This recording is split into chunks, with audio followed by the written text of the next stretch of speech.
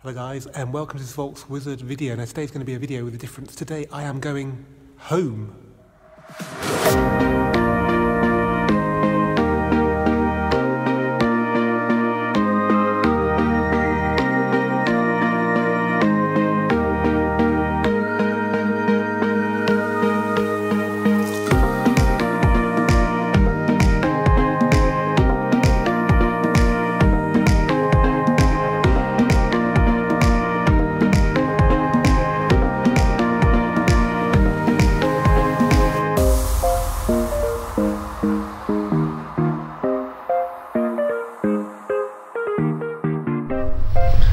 Okay guys, here I am in Wolfsburg. So we've had a day looking at the future of lighting and it's very impressive, but now we're going to have a look at the past. So we got here about 5:30 and I think the museum's open till 6. We're staying in the Ritz-Carlton, which is behind me. It's a very smart hotel, actually on the Autostadt here at Wolfsburg, so very convenient. After dinner, which is in about an hour, we're going to have a drive in some Touareg with some future lighting on it, so that'd be pretty cool as well. But for now we're going in the Zeithaus, which is the museum, and what better place to have a museum than here at Autostadt. We can't get in the museum because even though it shuts at 6, they wouldn't let us in at 10 to 6, which is a real shame because we're not going to be able to get in there at 9 o'clock tomorrow when it reopens. So in the meantime, we're here in the Volkswagen Pavilion. So pretty much identical to the car that I left at the airport. It's the Volkswagen Gti with the black roof and climate control. Yeah, has it got parking sensors? Yeah, parking sensors, so that's identical to mine. Original Mark 1, looks like it could do with a bit of a polish. Some driving simulation. And Polo Gti over here. Some cool seat with GTI trimming. Some racing circuits of some sort. So they're really still pushing the GTI thing. Yeah, Scale Electric's cool. But we haven't got time for that. And it's an engine. What engine is this? Got a very shiny oil filter. Some simulator there if you want to be Benny Leuchter. And then obviously it's not all about GTI, so there's all this new ID, electric mobility and stuff, which has been pushed in here. It should be make the next years or two in the Volkswagen range quite interesting. So yeah, it's definitely something going on with this GTI. And blimey, Mark 4 Golf anniversary.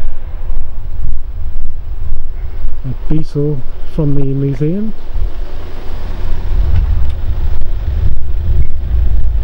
Sounds like a petrol one. Yeah, it's got the visible exhaust. That's a 1.8T. That's from Volkswagen Classic.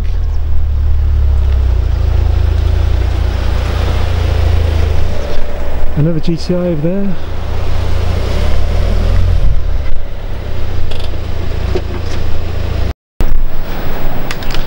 So I've just inquired, and apparently these cars are to shuttle us to the Touareg driving later on, so that's quite a bit of a surprise. It's a shame we couldn't get some museum, but this is nearly as good. And there's a really early Beetle over there, 53, just over there. Of course, it's not just Volkswagen, there are other parts of the brand they want to promote here. This is the 5-star hotel at the end of the day. So this is a new Conti. Britain's finest. And then that's an old Super Sports. Still looks good. And that's a very purple Bentayga. Right, I better go and check in now because I'm running a bit late because my room wasn't ready due to a technical fault, so hopefully I'll be able to get in there now.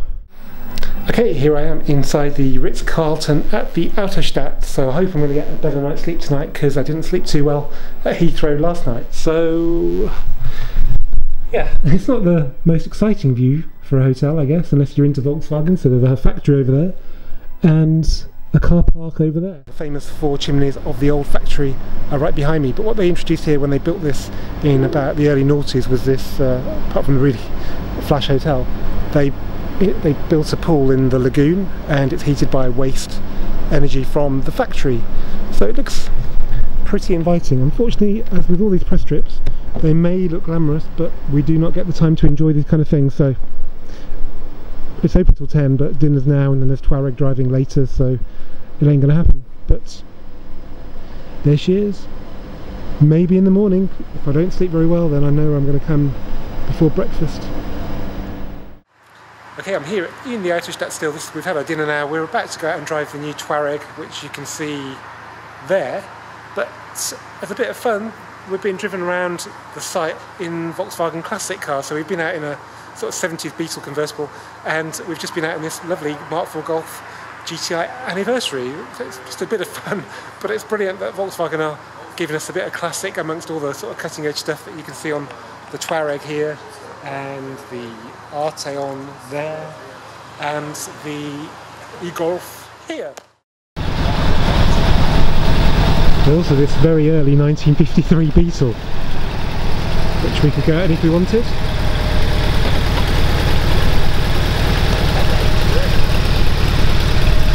So, Audi split window.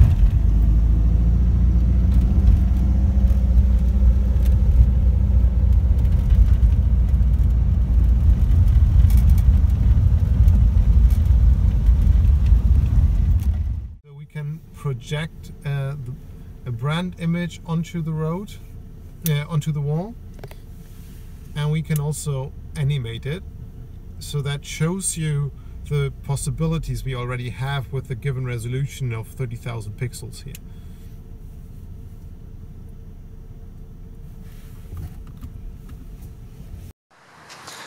Morning! Well, it's day 2 now of the Wolfsburg trip with Volkswagen UK. I'm outside the Ritz-Carlton, great hotel. It's not cheap, but if you're going to come, it's the one to stay at, so it's worth paying a premium for, because you're right in the heart of the Autostadt. Just over here is the Zeithaus, the Time House, and this is the museum that we couldn't get into last night because we were 10 minutes early before it closed. It's fair enough, because you're not going to spend 10 minutes there. And I guess they didn't understand that we could have just done a quick whistle-stop tour. So the thing about Autostadt is that it's just a showcase for the brand, and it's a very impressive one. It opened in the early noughties. I don't think it's changed much. When I came here in 2003, it was pretty spectacular, and it continues to be so today. So each brand has its own little building. So over here, although you can't really tell, but I'm pretty sure that one's Audi, the black one. You can probably spot over in the distance next to it is the Skoda one by the rally green in the windows. But unfortunately it's 8 o'clock in the morning now, and we're not able to get into any of these apart from the customer collection centre, which we'll go to shortly. But I'm not going to be too worried about walking on this pristine grass, because it's the only way I'm going to be able to see in this museum, and I think it's worth the effort. Now, it's not just Volkswagen brand. The museum actually has a lot of significant vehicles from the world of cars since day one. There's a DeLorean, there's an Alfa Sud, there's a BMW, something like a 1602, there's a Mark I Golf in the middle there with a Country back to back, there's a 911, there's a Saab from 1979, a Mark I Golf, Lamborghini Diablo just there I think, or is it a Bugatti EB110? Can't tell from here. Is that a Trabant? Yeah. Some sort of Baja Bug, Beetle on the top floor. So this is the main pavilion. I haven't been in here today, I don't think I've got time today, but there used to be restaurants and stuff. I'm not sure how they fill all the space, maybe they have events in there as well. Now, looking further forwards, I think one of these is Porsche. That one there is the Porsche Pavilion. It does look a bit like the museum in Stuttgart if you've ever been. It's interesting how they try and avoid the branding of the cars on the outside. It's more trying to express the brand with the design of the building. not too sure what this one is, but we can find out. Over in the distance there, it looks like a big dealership, is the customer collection centre. So if you order your car from a German or Austrian dealership, you can choose to have it collected here. And then the famous Autotürme, the two towers that the customer collection vehicles get put in before they come to the customer collection centre here. So they go from there, I think it's underground, probably in an automated process, into this massive building where people travel to collect them. I would have loved to have one of my 3 cars from here, but in each case I was told no. I think the first one's a Golf R. They said no because it has to be PDI'd in the UK. There's all this dealer arrangement stuff where you can't just go kicking them out of the deal. They have to do their bit of the work. And it's all sorted in Germany and Austria, but for some reason UK, it's just too complicated. And then Club Sport S, well, that was a winter delivery, so driving it back from here in bad weather wouldn't have been too cool. And then up GTI, I just couldn't be bothered because I knew I'd just get told no, which is a real shame because in one of these towers there is an up GTI. In fact, I can just see it there. Now, interestingly, it's on skinny little wheels that are quite plain. So there is an up GTI with these skinny little wheels. I think they're 16s, but they're probably the best choice, to be honest, especially if you're going to run winters. So the collection centre's open now. It's one of the few things that is open. So we're going to have a quick tour of that. You can see where people collect their cars. They usually have their names on a board. So they try and make a big fuss like they do at a dealership. But I would kill to have my car from here. I can't even order one in Austria or Germany because when you bring it home, you'll get killed on, you know, its resale value because you haven't bought it in the UK, which is a real shame. So come on, Volkswagen, get this together. People want to do this. Other brands can do it. You do it with R8, Porsche do it with Porsches. Why can't you do it for us? This is the ground floor, and this is probably more of a showroom bit just here. I think the partition bit there is where the cars start to be collected from. So obviously you don't want people walking around your new car. You never know what could happen. But it's huge, very spacious. I mean, it looks great today. I can't imagine how excited I was to come here in 2003. Okay, so a little bit of a showcase for the cars. It's only Volkswagen, interestingly, considering it's a whole brand. The Autostadt deals with the whole of the brand. These are just Volkswagens. So, Golf R in Lapis there, 19-inch prepped. Up GTI, again, in my spec, with 3-door, red, black, roof. Parking sensors, climate, parking sensors, but it's got the steering wheel on the wrong side. That's nice. Yeah, it's I think an R-line with the fake exhausts. T-Rock, Golf SV sport van, Tiguan in white, some nice brown Passats. I nearly walked past a Polo Gti, yeah. Everybody loves the Polo Gti, and it's a great all-rounder, a very good alternative to a Golf.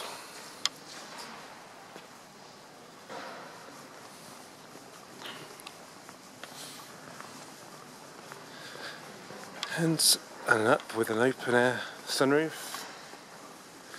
Arteon in turmeric yellow, yeah.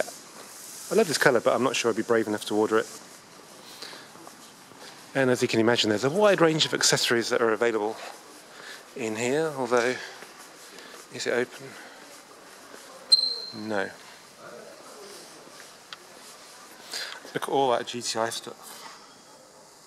So yeah, lots of GTI stuff there. I think that could be the tie that I've got, although I don't really wear ties very much.